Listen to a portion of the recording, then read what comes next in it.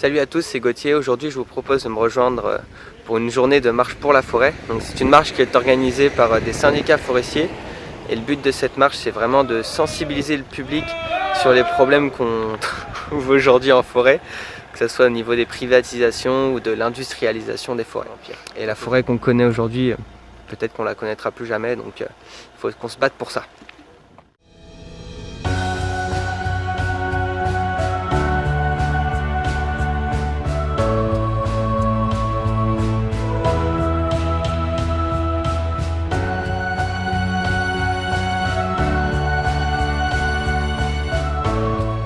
Alors quels sont les problèmes qu'on trouve en forêt aujourd'hui?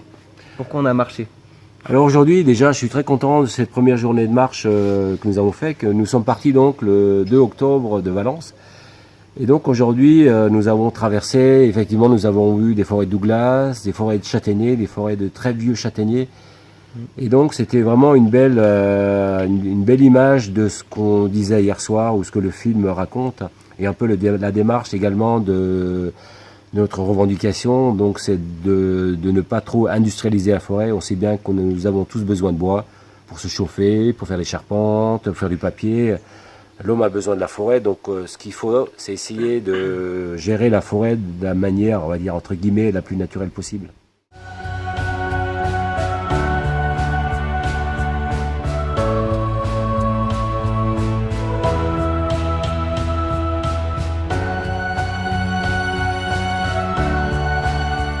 Cette marche, c'est pour alerter le citoyen que la forêt qui va subir le réchauffement climatique de plein fouet, mais en fait qu'on ne fasse pas n'importe quoi, qu'on n'en résine pas à outrance. On peut très bien faire du Douglas, parce qu'on a vu que le Douglas était un peu mis avec des plantations d'épicéas sur la sellette. C'est des couches de Douglas, on décape le sol pour planter, après on fait coupe rase tous les 40 ans. Donc tout ça, ça appauvrit le sol, après on met de l'engrais, on met des insecticides, des pesticides. Donc alors qu'on peut très bien gérer les Douglas de manière tout à fait naturelle.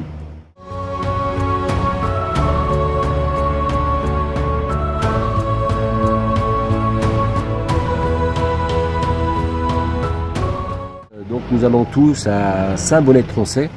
Donc Saint-Bonnet-de-Troncey, c'est à côté de la forêt de Troncey qui est mondialement connue. Mondialement, on peut le dire.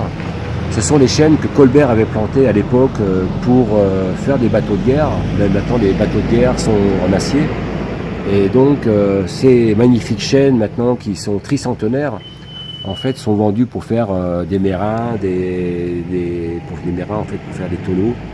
Et alors, ce qu'on aimerait, c'est que maintenant, en fait, les chênes, ils ont des rotations à 150, voire 100 ans. Les résineux, ils ont des rotations à 40 ans, on l'a vu dans les plantations. Donc, on n'est pas obligé de faire des rotations aussi courtes. On peut faire une gestion où, en fait, on tient compte, on laisse des vieux arbres dans les forêts, on laisse des arbres de taille moyenne, ce qu'on appelle des futaie irrégulières, mais on essaie de privilégier également la régénération naturelle, qui, en fait, est la meilleure adaptation au réchauffement climatique.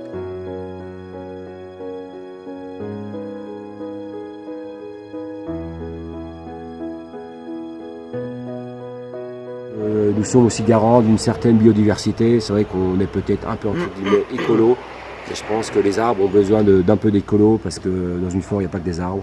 Il y a également des captages d'eau, il y a également des oiseaux, il y a des animaux. Donc la forêt accueille, produit et protège contre l'érosion, protège contre beaucoup de choses. Voilà. Merci Donc, Gauthier. le lien pour participer à toutes ces marches sera en dessous de la vidéo, dans la description. Voilà.